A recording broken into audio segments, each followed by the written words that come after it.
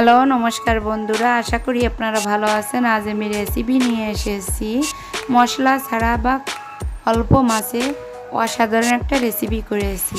যারা নতুন সংসার করছেন তাদের জন্য অসাধারণ একটা রেসিপি। একদম অল্প সময়ে এই রেসিপিটা করে নেবেন মশলা ছাড়া। এটা কিভাবে করেছি তা আপনাদের সাথে শেয়ার করব।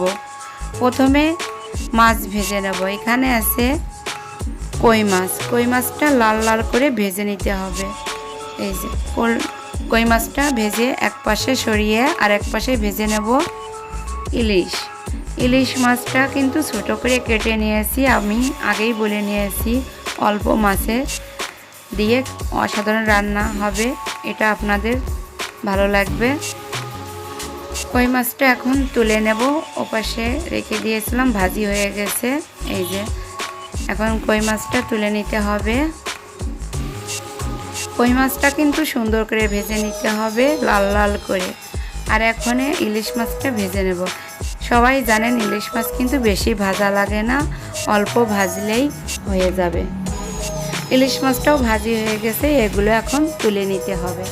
এখন ইলিশ মাছ তুলে নিয়ে ওই তেলেই আমি দিয়ে দেব আলুটা কিন্তু লম্বা লম্বা করে কেটে নিয়েছি।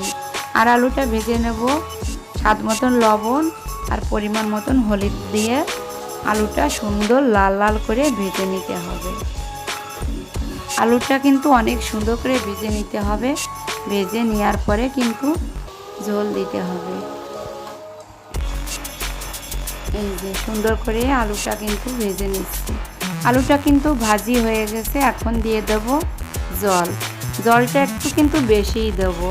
আলুটা মজবে, ডাঁটাটা মজবে, এই জন্য অনেকটাই ঝোল দিয়েছি। এই যে ঝোলটা কিন্তু নেড়ে চেড়ে নেওয়ার পরে এটা ঢাকনা দিয়ে ঢেকে নিতে হবে। ঢাকনা দিয়ে ঢেকে একটা জাল করে নিতে হবে। এই যে ভালোভাবে জাল এসে গেছে আলুতে। এখন ঢাকনাটা তুলে নেব। তুলে নেওয়ার পরে একটু নেড়ে চেড়ে নিতে হবে। নেড়ে চেড়ে নেওয়ার পরে দেখে নিলাম যে আলুটা মজে গেছে কিনা। এখন দিয়ে দেবো ডাঁটাটা কিন্তু একদম কম জালে রান্না করতে হয়, তাই এই জন্যই আমি আলুটা একটু জাল করে নিয়েছি বেশি করে। এখন দিয়ে দেবো কাঁচামরিচ এর সঙ্গে। আর এটা নেড়ে চেড়ে আবারও আমি ঢাকনা দিয়ে এটা ঢেকে দেব।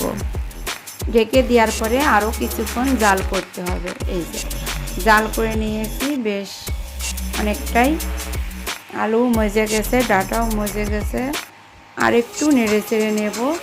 দেখেন তরকারিটার কালার কিন্তু সুন্দর এসেছে, কোনো মশলা না দিয়েই কিন্তু সুন্দর কালার এসেছে। এখন দিয়ে দেব মাছ, ইলিশ মাছ আর কই মাছ। অল্প পরিমাণ মাছ, কিন্তু আপনারা দেখেই বুঝতেছেন অল্প মাছে অল্প ঝোল, অসাধারণ রেসিপি। এই রেসিপিটা কিন্তু একদম অন্যরকম। মাছটা দেওয়ার পর আর একটু জাল করব। জাল করে কিন্তু এই তরকারিটা কিন্তু আবারও আমি তেলে দেব। এটা এখন নামিয়ে নেব। নামিয়ে নেওয়ার পরে ফ্রাই প্যান বসিয়ে দিয়েছি। এখন আবারও ফ্রাই প্যানটে তেল দিয়েছি। তেলটা দেওয়ার পরে গরম হলে এখানে দিয়ে দেব শুধু জিরে ফোড়ন, আর কোনো মশলা দেব না। এই যে অল্প পরিমাণ জিরেটা ফোড়ন দিয়েছি, আর একটু নেড়ে নেব। জিরেটা কিন্তু পুড়েও গেছে। পুড়ে যাওয়ার পরে আমি তরকারিটা আবার ঢেলে দেব। তেলে দেওয়া তরকারি কিন্তু খেতে দারুণ হবে।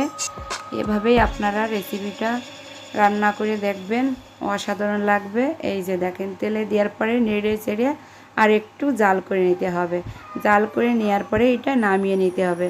এটা কিন্তু দেখতেও সুন্দর, খেতেও অসাধারণ। এই যে দেখেন নামিয়ে নিয়েছি, এর কালারটাও অসাধারণ। এভাবেই আপনারা রেসিপি করে দেখেন, খেতে দারুণ হবে। আর আশা করি আপনাদের ভালো লাগবে। ভালো লাগলে লাইক শেয়ার করবেন।